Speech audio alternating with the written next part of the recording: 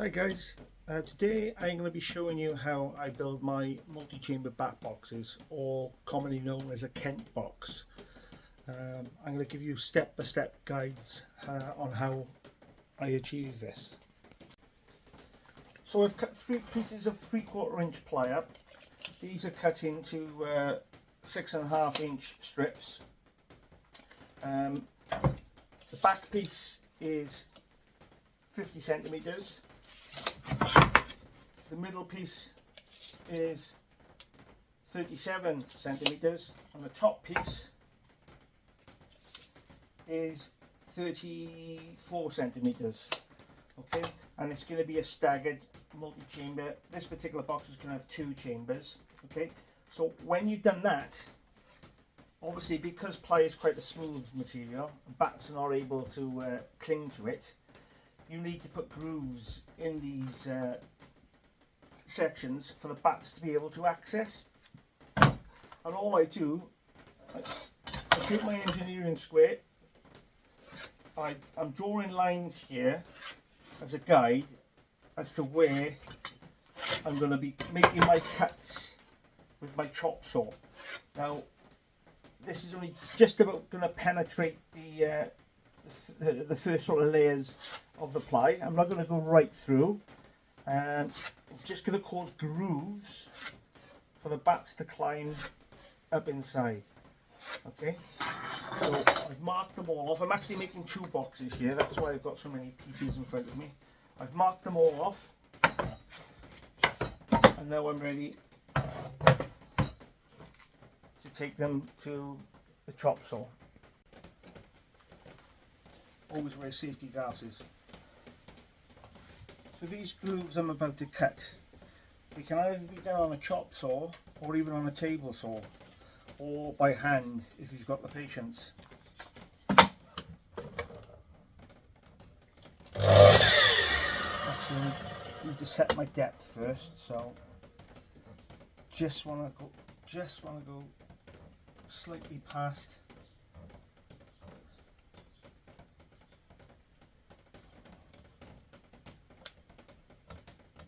Just set my depth first.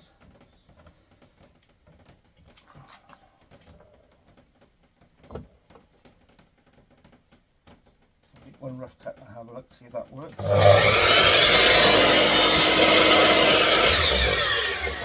Yeah, so that's just deep enough for bats to cling on to.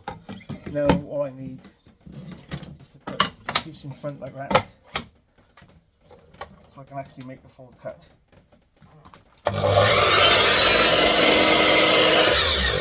That's still not enough, so I need to bring that out again a little bit more. So let's put another bit of ply, and that should do it.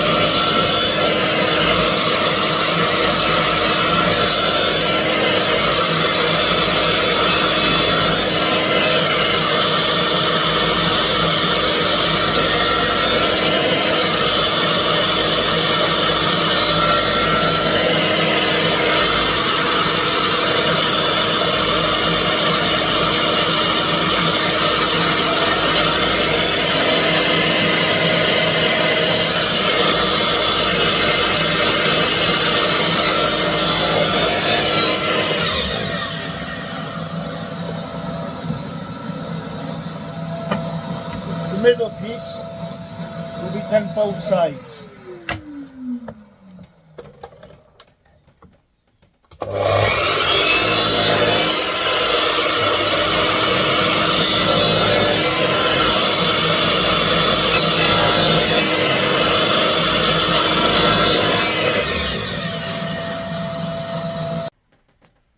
Okay, so the next thing you need to do, you need to cut between 15 and 20 mm strips to go in between the pieces of ply that you've cut out, and I'll show you. So I've cut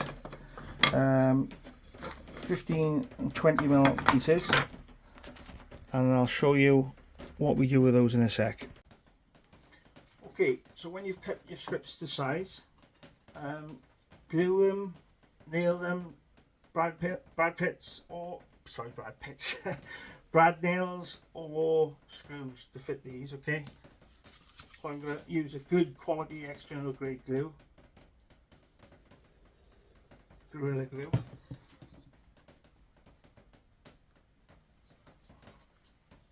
A couple of brad pins to keep it in place, a couple of brad pits.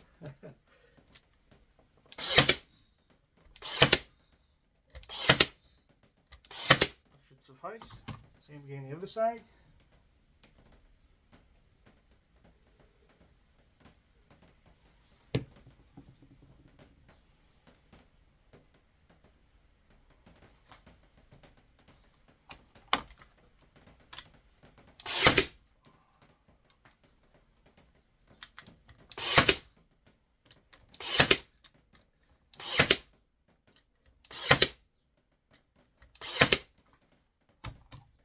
And your middle piece, and the grooves for the middle piece, the grooves have to be cut both sides. Okay, so again, apply some glue, and then the middle section.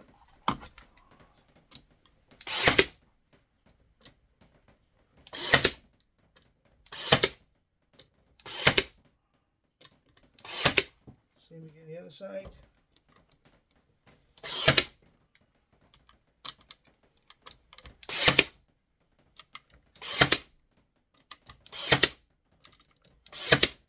Suffice. And then the final section, or the final chamber, I should say.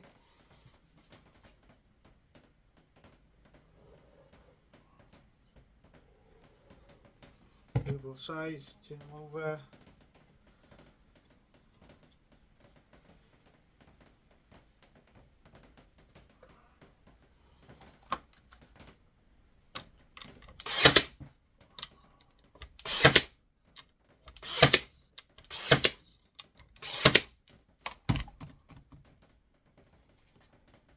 This side.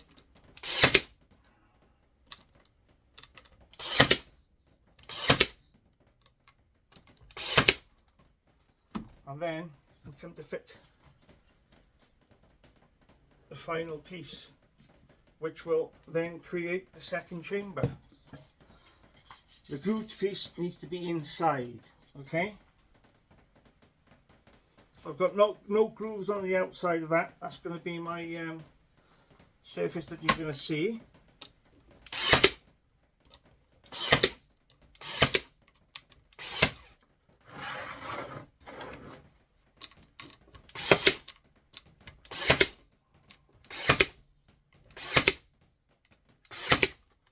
And that's it.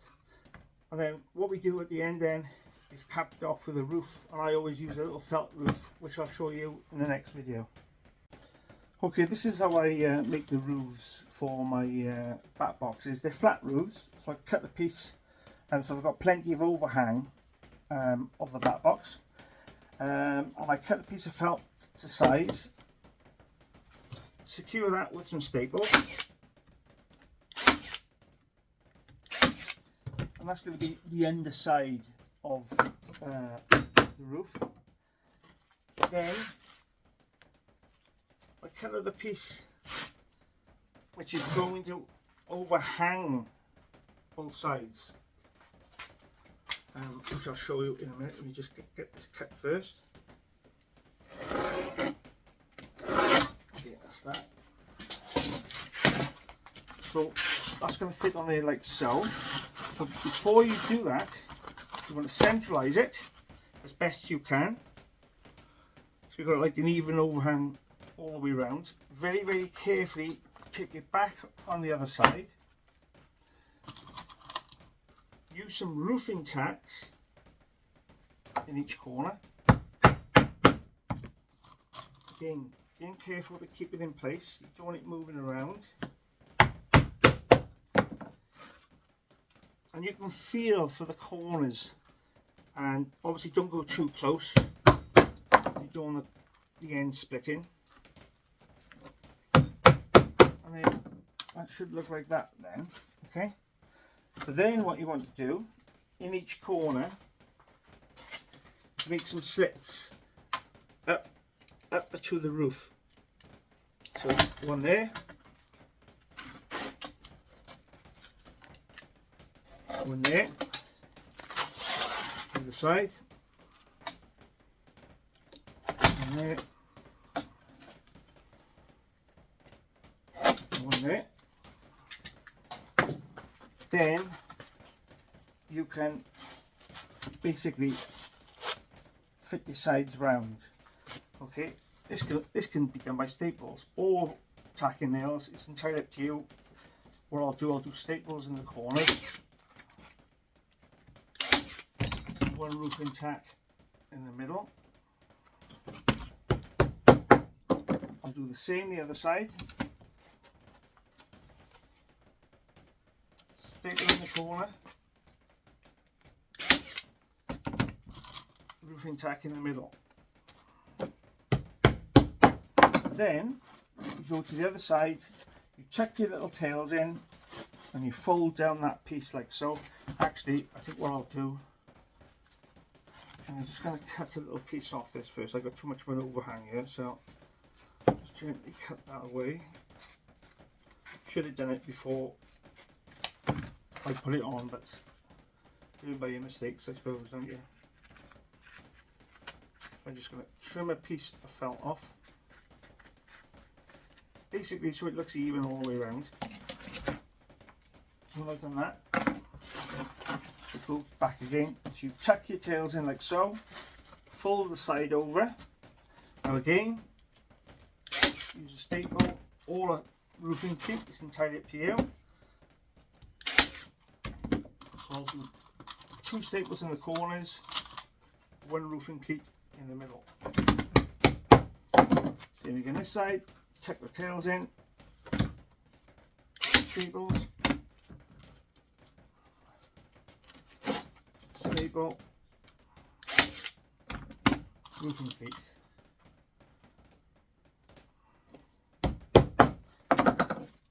And that's your roof, and that will sit on top of the nest box. Obviously you can use silicone to stick it to the top with a couple of brad pins, which I'll come across that later on. Okay, so my multi-chamber back box is ready to be painted now. It's been sanded down. I've actually routed the edges with a bit of chamfer. It's all sanded down nicely, all ready to paint. Now I always paint my nest boxes with a masonry paint. This is Leyland Trade True Guard.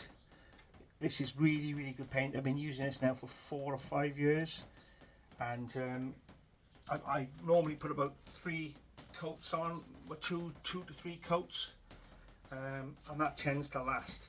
Now bearing in mind a lot of my nest boxes are on Banner Drychiniog, which is the Brecon Beacons National Park. It's more elevated than most parts of the UK, so the weather is completely different. You really need to, which is why I go for 3/4 inch external grade ply and a couple of coats of masonry paint, basically for it to last. And then all I got to do every 2 or 3 years is just take the nest boxes off the tree and just give them another coat of masonry paint. So by doing it with a roller, it leaves a nice surface. Now you can do it with a paintbrush, but I think doing it with a roller is a lot faster. Now you don't need to do up inside the chambers, just the outside, just to make it waterproof. I mean, the inside is not going to get touched by the rain or the weather. It's just the outside that's going to be affected. So just make sure you're getting these grooves as well.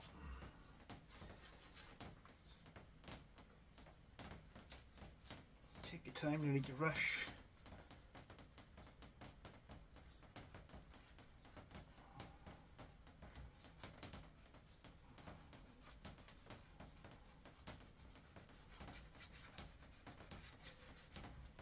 This is a brown,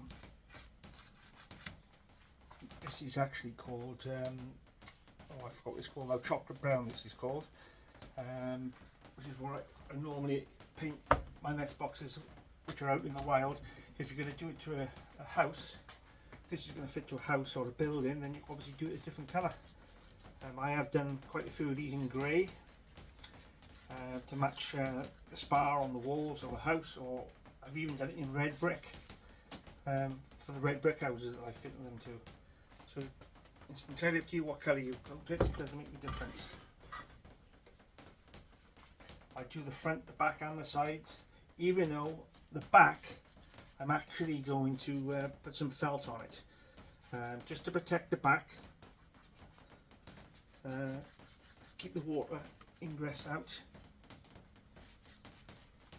And I'll do 2 coats on this, I think, because it's going on a friend's farm up a place called Tallawain or Pentwyn, which is a lot more higher elevated to where I am at the moment, and the weather can be brutal up there, so it's best to protect these as best I can.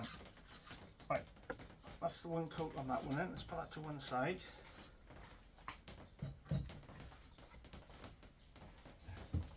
Here's the second one. So again, this has been sanded down nicely. I've used a rotor to chamfer the edges. And what I'll do when I finish this, on the front by here, I've got a little bat stencil that I can put on here, just so people, well, I mean most people are going to know it's a bat box anyway, but I think it's just a nice finishing touch having a bat stencil on the front. I think it just looks a lot nicer.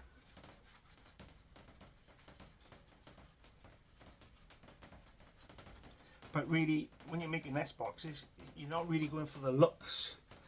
It's the functionality you're going for mainly. Birds don't care what they look like, or bats, or hedgehogs, or dormice. All they want is a nice, dry place to nest.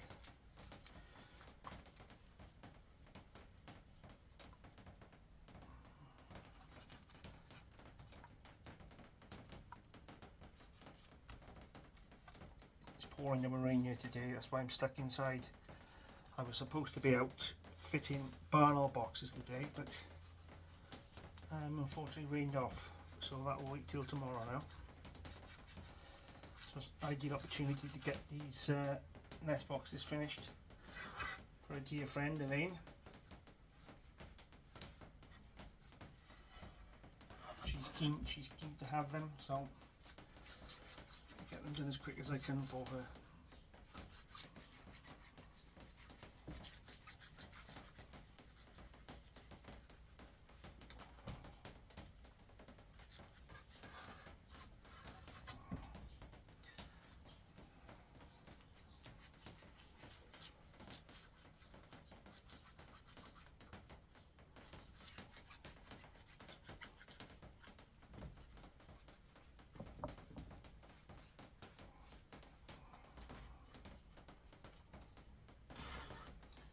Even though this is reasonably expensive external grade ply, the quality is poor, very poor. Lots of cavities where it's delaminated, so I've had to use some glue to try and close those, keep them closed, stop them from delaminating.